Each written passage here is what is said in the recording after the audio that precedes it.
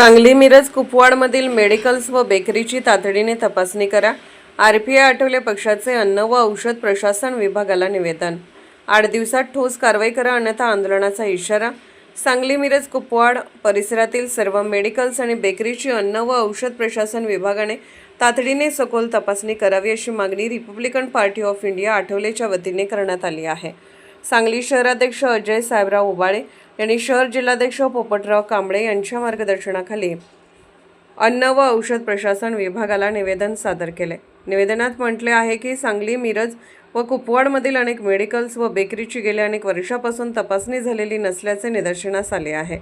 तसेच राज्याचे अन्न व औषध प्रशासन आयुक्त यांनी मेडिकल संदर्भात जारी केलेल्या निदर्शनाची प्रभावी अंमलबजावणी होत नसल्याचेही पक्षाच्या चौकशीत आढळून आले आहे.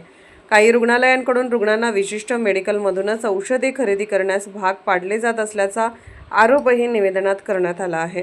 तसेच इतरांच्या नावावरील परवान्यांवर मेडिकल चालवली जात असल्याची तक्रारही करण्यात आली असून अशा प्रकरणाची चौकशी करून दोषींवर कठोर कारवाई करण्याची मागणी करण्यात आली आहे.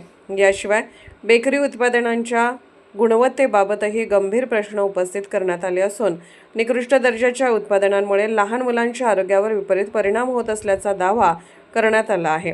त्यामुळे सर्व बेकरीची तपासणी करून नियमभंग करणाऱ्यांवर कठोर कारवाई करावी अशी मागणी करण्यात आली आहे.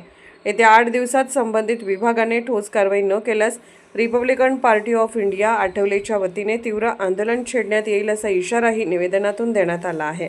यावेळी शहर जिल्हाध्यक्ष पोपटभाऊ कांबळे, दिव्यांग आघाडी जिल्हाध्यक्ष योगेंद्र कांबळे, मिरज शहर अध्यक्ष अविनाश कांबळे, सांगली शहर अध्यक्ष अजय उबाळे, जिल्हा उपाध्यक्ष बापू सोनवणे उपस्थित होते. मिरज कुपवाड महानगरपालिकेमध्ये जे मेडिकल आहेत त्या मेडिकलची चौकशी होण्यासाठी आज तर्फे निवेदन देण्यात आलेले आहे. त्यामध्ये हॉटेल व्यवसाय, बेकरी व दवाखाने, ज्या दवाखान्यामध्ये मेडिकल आहेत त्या मेडिकलमध्ये औषध जी मिळतात ते बाहेर 10 रुपयाला जर मिळत असेल तर तिथं 50 रुपये विक्री आहे त्याची. ह्याची पण सखोल चौकशी करून संबंधित मेडिकलवाल्यांवर कायदेशीर कारवाई करावी. विविध दवाखान्यावर पण कारवाई व्हावी अशी निवेदन देण्यात आलेलं आहे. आणि ज्यांचे दवाखाने आहेत त्यांच्या स्वतःचेच मेडिकल आहेत आणि ते त्या माध्यमातून रुग्णांची लूट होत्या.